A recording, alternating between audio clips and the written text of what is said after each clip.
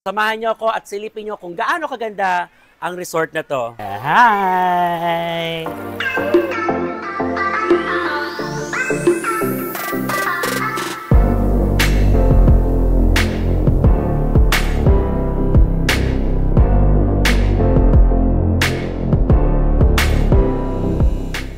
You are my best. I am your best. Everybody's best. Ang best ng bayan! And yes, mga best, it's a beautiful day and welcome here at Margaret White Beach Resort. Dito po yan sa Cabangan, Zambales. Kaya mga best, kung gusto nyo ng magandang matutuluyan, mapagbabakasyonan, para mag-relax at mag-enjoy, only here at Margaret Beach Resort. So samahan nyo ako at silipin nyo kung gaano kaganda ang resort na to. So mga best, let's enjoy! Eto na nga mga best at samahan nyo akong silipin at ipapakita ko sa inyo kung gaano kaganda dito sa Margaret's Beach Front. Isa pong napakagandang lugar para magbakasyon, magpahinga, mag-relax, kasama po ang kaibigan at ang pamilya. So tara po at papakita ko sa inyo kung gaano ka-enjoy dito po sa Margaret's Beach Front Resort. Eto, papasilip ko sa inyo yung mga rooms para makita nyo kung gaano kasarap magstay dito sa Margaret's. Good for family, pangmaramihan, 6 to 8 persons. So, hindi sila madamot sa space, malinis, at ang bongga ng aircon, malakas. Kaya, hindi nakakahinayang na magrenta po talaga dito. Kaya kahit kaya nung kayo karami, ang dami nilang rooms, ma-occupied kayo, kahit pang buong barangay pa ang mag-check-in dito.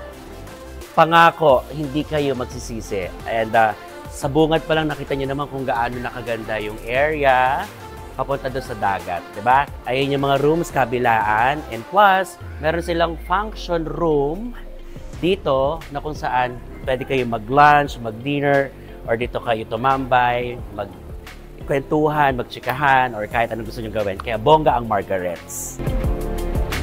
At para naman sa pangmaramihan or pangpamilyang bilang, pasilip ko sa inyo yung room kung gaano kabongga para sa sakto sa lahat. Let's go! Look! Diba? Ang fresh! At pasilip ko rin sa inyo kung gaano kabongga ang kanilang toilet for everybody. Oh, sulit! Sosyal!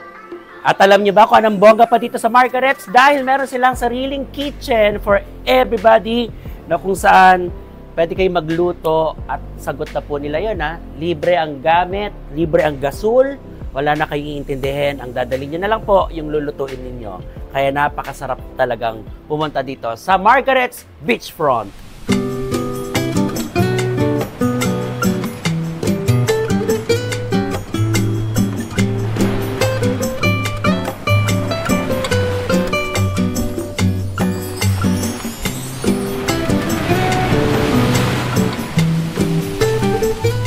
Sobrang pangpamilya ang Margaret's kasi may mga pangbatang pool at pwede rin naman sa adult, kaya sulit talaga. Yeah, hi!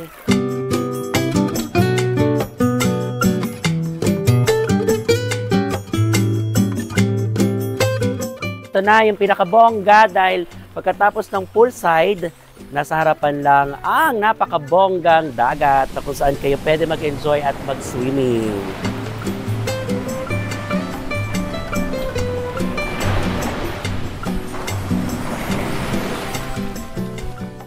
At mga best, meron pa silang mga pakubo na kung saan talaga namang ang sarap magpahinga. Sabayan ang hangin at pwede ka mag-solo, makikinig ng mga music. Sobrang bongga talaga dito sa Margaret's Beachfront! Kaya pumunta na kayo dito mga best!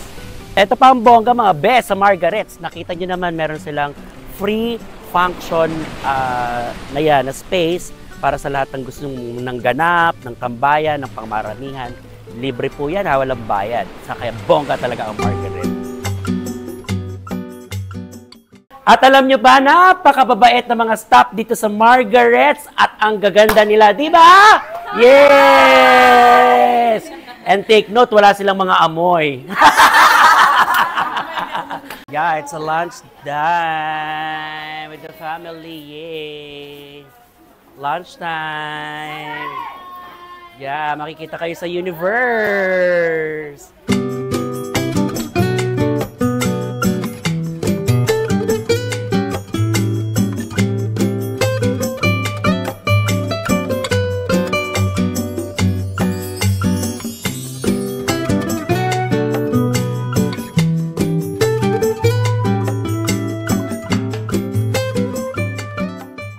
Ayan, alam niyo ba mga best, ang isa sa pinakamasaya dito sa Margaret White Beach Resort, ang kanilang activities. Now, we have, ito po yung banana boat or sa kanila kasi dragon yung style, kaya dragon boat natin tatawagin. Aside from this, meron din silang ATV at try natin subukan mamaya yung ATV. But ngayon, dito muna tayo sa ating dragon boat kasama ng ating mga best sa aking family. So let's go enjoy with us! Let's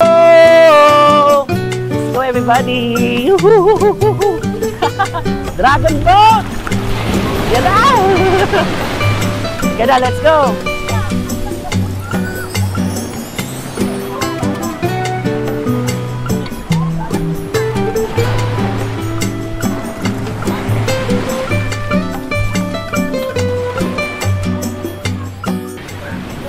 Ayan, mga best, meron akong on the spot palaro para sa aking mga best na pamilya! Okay. Anyways, itong palarong to ay ngayon ko lang naisip dahil para hindi tayo makagaya sa iba. Ang palaro natin ay volleyball pero with a twist. So tatawagin natin tong Volley Best. Volley Best, okay? Pa-volleyball ni Best. So, ang volleyball, normally, ball ang ginagamit. Pero ngayon, ang gagamitin natin ay eto! Ang mechanics, lahat kayo magkakalaban. So, isang pila doon, isang pila dito. Ihahagis nyo to doon sa kabila na kailangan masasalo. Di ba pag volleyball, dapat pababa. Ito dapat sumasalo, hindi malalaglag. Okay? May guhit yan. So, meron tayong mga rules din pag outside, outside. Okay? Bilang ako rin ng referee, bawal ihagis ng pataas. So, dapat ang hagis pa ganun lang. Okay, so magkakalaban kayo dito, walang makakakampi. Sa makakasambot na makakasambot, 100 ng 100. Okay!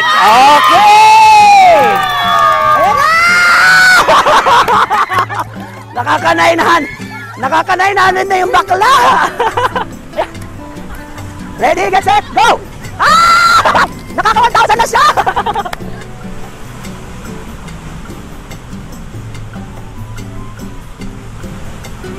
Nakakawanto na yung bakla. Pag nanalo siya, iwan natin siya dito sa sambales. Yan! Yan! Dapat ganon! Doon ka sa kabila. Sila kalaban mo. Pero 1,200 na siya! Pero ang lahat ng yan ay joke lang. Charot lang. So, sino ang pinakamagaling between bakla at tomboy? Yay!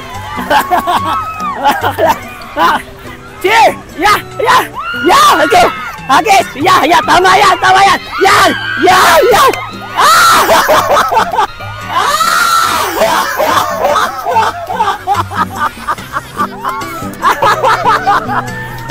Ang tomboy talaga hindi magaling sa hugis. Tapos na tayo sa first round ng palaro mga best. Kaya naman dadako na tayo sa round 2. So ano naman kaya magiging kasiyahan at pag-games natin ngayon mga best? Watch this. Okay, para sa ating round 2 ng palaro, dahil madali lang naman to at alam kong lahat kayo ay familiar with this game, ang cheerleading dance competition. Medyo nagkakaplanuhan ng mabuti kung sino ang pinakamagaling sa kanila para sa cheerleading competition on the spot. At yan, naisip ko lang ngayon, mga best na wala akong maisip na palaro. Sana magustuhan nyo to dahil masaya naman talaga.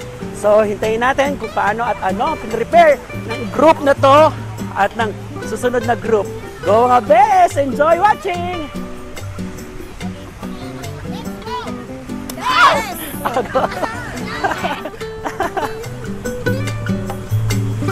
Eto na, handang-handa rin yung kabilang grupo at di ko alam kung paano at ano ang pinaghahandaan nila sa laban na to. So, okay. Kung sino pinakamagaling, kung sino pinakahabay, kung sino pinakamahusay, yun ang sure na panalo at may 1,000. Yes, mga best!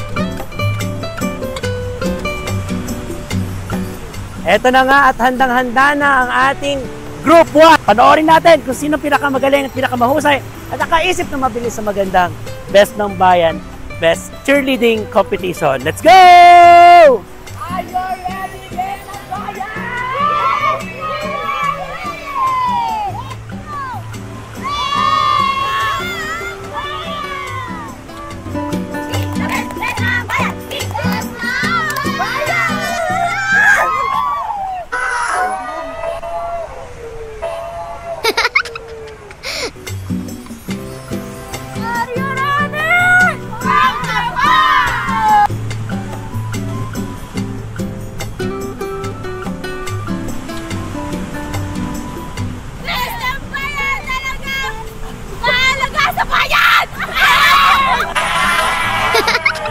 Eto na mga best, dahil natapos ng ating healthy competition ng best cheerleading competition, malalaman natin kung sino mananalo. Kung ang mananalo ay makakakuha ng 1,000 pesos! Handa na ba kayo? Dahil parang punong-puno naman ng kwenta yung mga pinaggagawa ninyo at alam nyo sa sarili nyo na parang mismo kayo ay nahihiya. Pero goods na goods yan dahil nag-effort naman kayo. Para sa akin, parehas kayong panalo. May 500!